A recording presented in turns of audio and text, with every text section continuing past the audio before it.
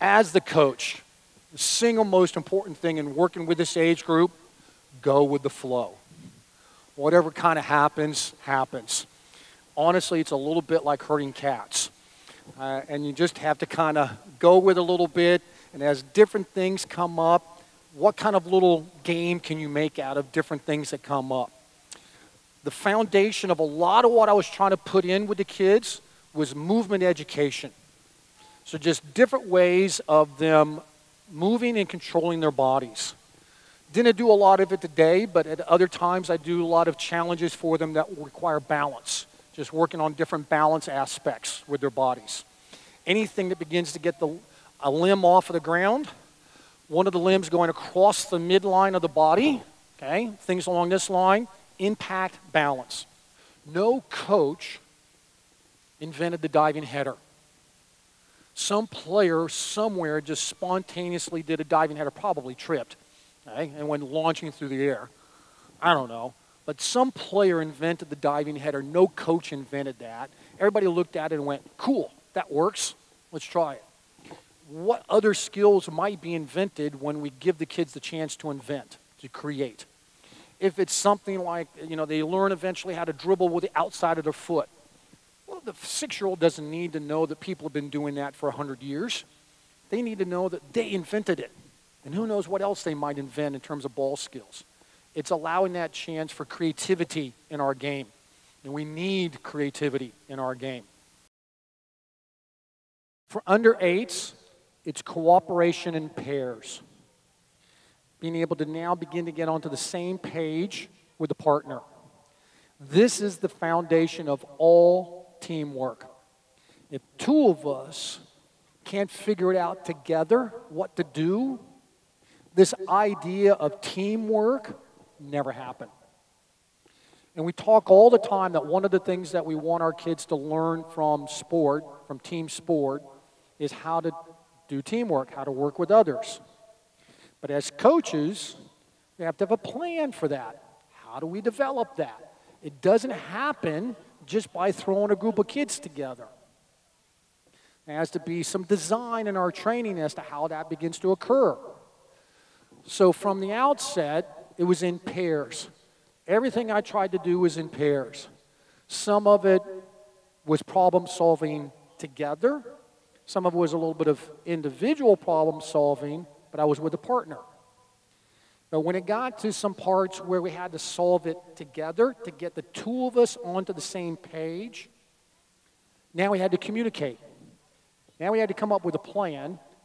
And if my plan was different from yours, I gave the kids different ways of bringing the ball back. Bring the ball back with 2 foreheads.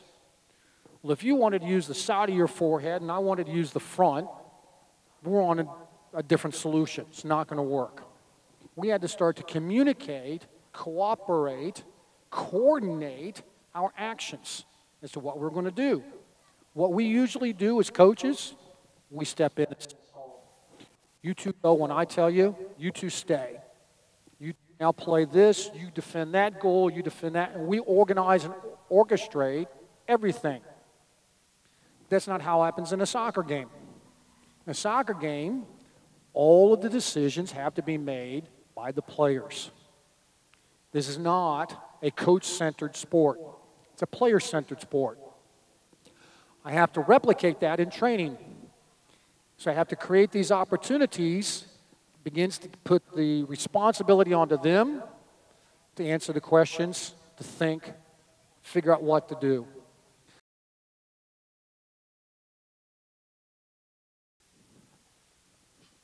Play. You can score in any of the 4 goals. 1-0, shirts.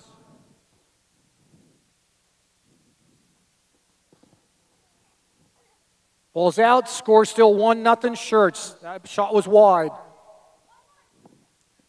1-1. Stop. Did I say that ball's in? Let me have that ball. Let me have that ball. Let me have that ball. That's the ball. I put in the ball. Play. Well done. What's the score? 2-1. Who? Shirts or bibs? Shirts. is to give them soccer problems to solve that are appropriate for the age group, and then not give them the answers. Make them solve it. Help them along the way. Guide them. But quit giving them the answers. Now you're going to have a problem with your moms and dads. Because the parents are going to think, what am I paying for? I expect you to coach them. But this is actually better coaching. To guide them to where they figure it out. I'm helping them. I'm not just kind of leaving them dangling. But if I'm always solving it for them, then we're always going to be reaction players. We'll never be players who can read the game, think ahead, some of those things that we were talking about. So that's what the role of the coach is at this stage, is to consolidate the skills, which are the key to developing a good player. This is the stage, and if you look at any select team, or your team, if you're in the OSL or you're in a select team environment, you look at the players at this age. It's the teams that are the players that are more developmentally advanced, and because they're bigger, they're stronger, they're quicker, they're just dominant players, and they stand out. And you pick them to your team. Now, if all you do is exploit those strengths and not develop other parts of their game, you're really putting that player at a disadvantage. I grew up with a lot of players like that, from 10 to, I would say, about 14 or 15. There was one player who was just dominant. Just he's bigger and stronger than everybody else, and he could get by without developing his technique. Without developing his skills. And he carried our team through provincial championships, 4 out of 5 years. By the time he was 16, he was pretty well done.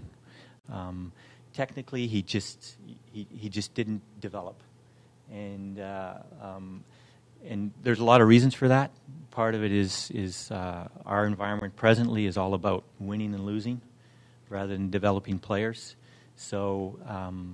So in order to win games, we played to his strengths, and we didn't ask him to do things that he couldn't do. And so as a coach, I think if you look at a player who's developmentally ahead of everybody, don't forget about the technical and skill, technical parts of the game, because it's really not, in the long run, it's going to be harmful to the player and to your team. The 4 major causes of injury are, the data is wide, but it's because, of course, it's individual and it's averages of research. Overtraining, so make sure that sometimes the players don't recover enough. Good example of that is our professional players that went to the World Cup this summer after playing all the cup, the leagues, the this, the that, the qualifications, blah, blah, blah, prepare games. They play a lot of games in 52 weeks, so that's often a cause. And also when your players, if us in Quebec, we have the sport études, so a lot of our kids, they're in sport études all afternoon. They go in clubs at night. They do select teams on weekends, which end up they have sometimes 9 practices in 1 week. So we need time to recover, so we need to make sure we control what's happening with our athletes in these situations also. About 20% of the injuries are fouls, so it is hits or tackles or things like that during a game. So that is part of the game. I mean, soccer, yes, it is a risky sport. It's not playing chess. So there is a certain risk. 26 to 59 are non-contact. So that's mostly the knee injuries and the ankles. So again, it's turns, runs, or jumps. Okay, so not necessarily because they hit someone. It's because their body was in a bad angle and they couldn't do. And we have to be careful. Before, when I said you need to do not statistics, but have a profile of your players, 25% who get injured will get re-injured at the same place. Okay, show. Center defender, show. Open up.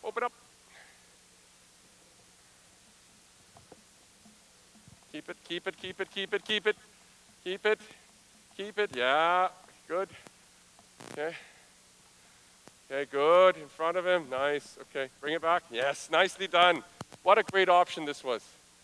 What a fantastic option. Great option. Bad decision. Okay, for two reasons. For two reasons. Not that he's not capable of hitting that ball. I bet you next time he tries it, it's a perfect ball right onto his feet. It's not about that. It's not about doubting his technical ability. It's about what we are practicing. That's not my practice session. I know we talked to, Sam talked about not being too prescriptive, but at some point you got to give them hints, and once they're on the field, you let them play. But when I coach, I need to see certain things. I need to see the triangles. If I don't see the triangles, I'm not happy. Width and depth is everything when you're playing offensively. That is the fundamental principle. Forget everything about attacking, but not that. Width and depth, once you understand that, and once you make your players understand, it'll be so much easier. I was just mentioning the triangle. So we need to form the triangle. If you have possession there, what do I want? The near support, right here, and the forward support, which is easy to spot. It's easy for me to play forward. If I have a line here, my midfield will not be able to deliver in a game. All right? So can I work at that triangle, the short, and further away the third player? Let me see. Go, play. Come, drop. There you go. Go. Make a run, that.